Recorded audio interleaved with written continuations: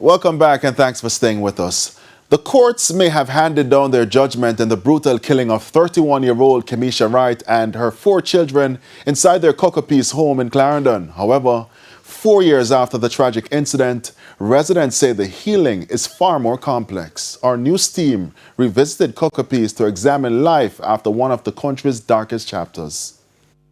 From above, Cocopiece appears much like any other rural community. Nestled among the hills of Clarendon, where farmers tend to their fields, residents look on, carrying out routines that have defined this district for decades. But back in June 2022, the peace was shattered when practical nursing student Kimesha Wright and her 4 children ages 15, 11, 5 and 1 were found murdered inside their home.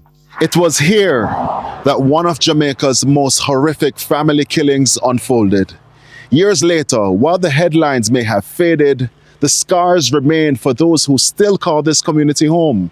They say the memories of that day have never truly left. That cat me to my grave.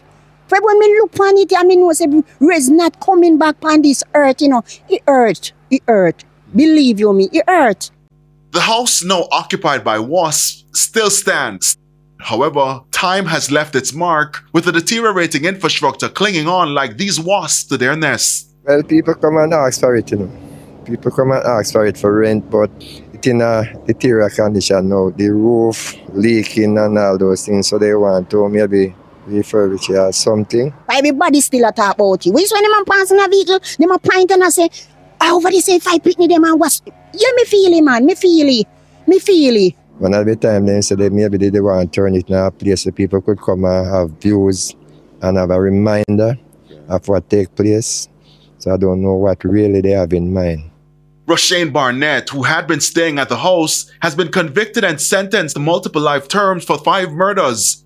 But some residents believe that's not enough. Enough in a prison, government tax road, man. That's not right, you know. A family.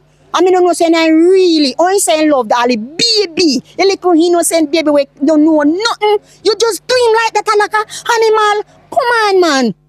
The passage of time has not erased the memories. Instead, the people here say they're determined to move forward despite carrying the weight of a past it cannot forget. If he could rise up back out of the grave where them put me and come back from that, I'm my best friend, you know. I'm my best friend. Me no see nobody best friend like she. I'm a bona fide friend that, you know.